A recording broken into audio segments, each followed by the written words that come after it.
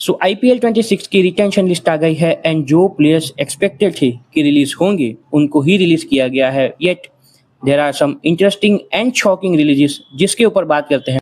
सबसे पहले मथीशा पथिराना जिनको सीएसके ने रिलीज कर दिया है, बट जितना मैं सीएसके को फॉलो करता हूँ they will definitely bring him back into the side. The only reason to release him is I think his price tag. Last year CSK ने रिटेन किया था उनको 18 करोड़ में, और क्योंकि वो इंजरी प्रोन रहते हैं और लास्ट ईयर भी उन्होंने सारे के सारे गेम्स नहीं खेले थे, so this could be the only reason that उनका प्राइस टैग डाउन करना चाहती है सीएसके और वापस उनको जरूर लेगी। आगे बात करते हैं पंजाब किंग्स की। लास्ट ईयर के फाइनलिस्ट, उन्होंने दो बहुत बड़े रिलीजेस किए हैं, Glenn Maxwell and Josh Inglis.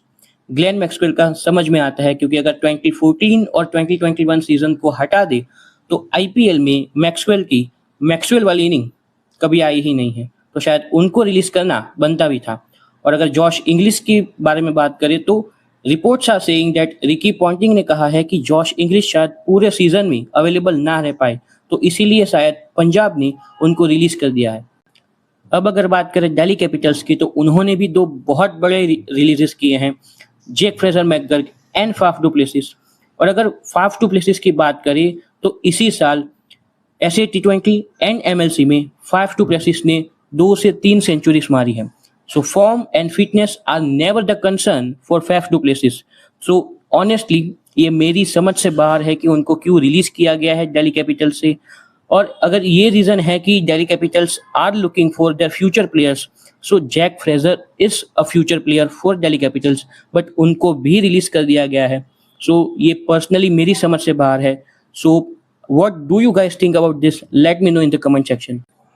अब अगर बात करें लखनऊ सुपर जायंट्स की तो उन्होंने रिलीज किया है David Miller and Ravi Bishnoi को।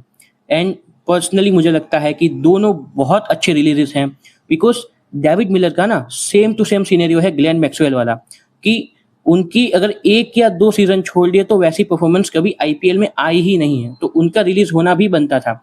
और रवि बिश्नोई के ऊपर लास्ट पूरे सीजन खिलाया है दिग्वेश राठी को एलएसजी ने, तो शायद एलएसजी को रवि बिश्नोई की ज़रूरत है ही नहीं। तो ये रवि बिश्नोई के लिए ही अच्छा है कि शायद किसी भी और टीम में वो जाएंगे वहाँ उनको खेलने को मिलेगा, तो शायद एटलीस्ट प्लेयर्स के पर्सपेक्टिव से आई थिंक ये बहुत अच्छे रिलीजेस हैं।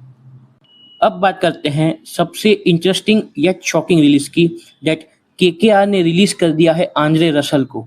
सो Andre Russell is the backbone of Kolkata Knight Riders since very long, और उनके रिलीज होने का एक ही रीजन मुझे समझ आता है, that KKR now wants to move on